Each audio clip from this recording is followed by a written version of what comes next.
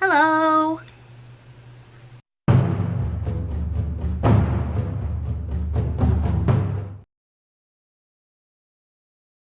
So I ended up getting a new camera. I'm shooting this on a Canon SX730 that I just got for my birthday. Yeah. So today's video is going to be pod systems. I've only got 3 here because these were the 3 that I kind of gravitated towards the most.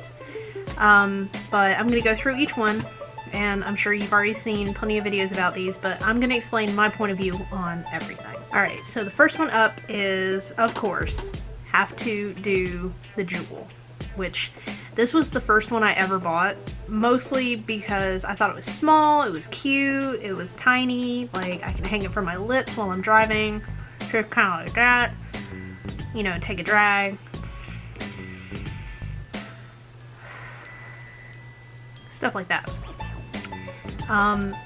Pros and cons of this one that I found out is pro is super lightweight, it's really tiny, and being tiny can also be a con because I tend to lose these things. Pro, I guess, the flavors are okay. It's really easy to just like chuck it in my pocket and go. Like I said, I have it hanging out my mouth when I drive down the interstate just so I don't fog up my windows. It hits pretty good, it's got a tight draw to it. Battery lasts for a decent amount of time. Not as long as I'd like, but it's pretty okay. And now the cons, which I don't want to sound too biased about it because, I mean, using it for so long, there's a handful of things I don't like. Mostly that the charger you have that's with it, it's USB only.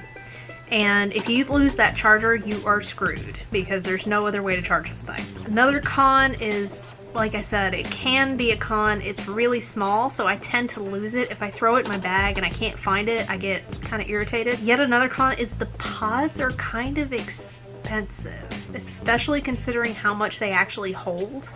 Like if you look at this thing, between this and the Juno that I'm gonna review next, like I can suck down one of these in maybe 2 or 3 days, because I also vape a regular mod too.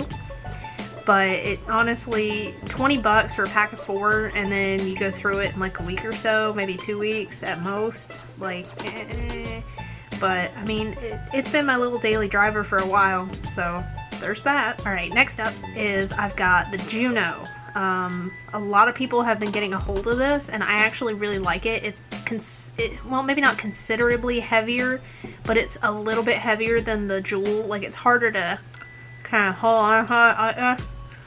But I mean, the pods are bigger. They have more flavors. Compared to the Juno has, I think it's like 18 different flavors. And I mean, the draw is a little bit softer than the Juno, but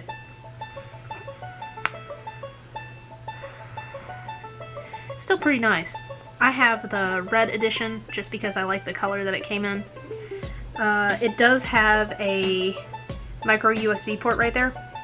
So if you have a Android phone or any kind of micro USB thingy that you carry with you, you can charge this wherever, which big plus for me. It does not have a tap indicator for the battery like the Juno does, because if you double tap a Juno, then it'll tell you how much battery life it has left. I kind of wish they'd done it with the Juno so I can see it without having to vape it, but at the same time, nah, it's fine. So, pros for the Juno: bigger pods, cheaper pods because it's $15 for a pack of 4, and I think this has almost twice as much juice per pod.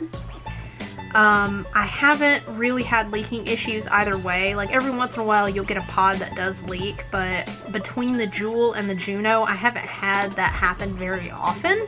What I have in here right now is pretzel graham cracker, which was the first flavor I actually tried from Juno, and from Juno, and I actually really like it. I think next time I might try the lava flow flavor, but the pretzel graham cracker is legit.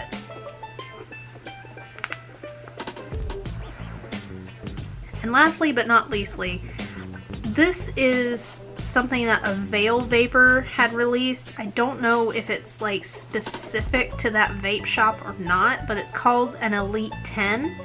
As you can see, I do not have a pod in it right now because unfortunately every pod that I got in the pack when I bought it leaked. Like, even inside the actual packaging, it's juice everywhere. It has a similar proprietary charge, just like the Juno does, except the charger for the Elite 10 has a USB plug in it. So it's like a cable with a little thingy, and it's magnetized, and it goes into like this little slot, and it's kind of like a Juul 2.0, but at the same time it's really super leaky, and I probably wouldn't buy it again. The only reason I bought it is because I got it for $15 because it was on sale. Elite 10, not really recommended. Ideally, I'd like to get my hands on some of the V-God Stigs just to try them out, because I'm not sure how I feel about disposable pod systems, especially since there's a battery still in it. But I mean, as far as disposable pods, like, you always throw them away when they're empty anyway. But I guess the top two in this race are going to be the Juul and the Juno. And personal opinion, I would probably pick the Juno here over the Juul. Price difference is the Juul is probably about $40 for a starter kit. The Juno is like 10 bucks cheaper at like 30-ish. And then, like I said, I think the pods last longer in the Juno than they do in the Juul. And that's pretty much been my thoughts on all these pod systems. So, have any ideas for stuff? Drop me a comment. Give me a like if you enjoyed it. And I guess I'll be back next time. Bye!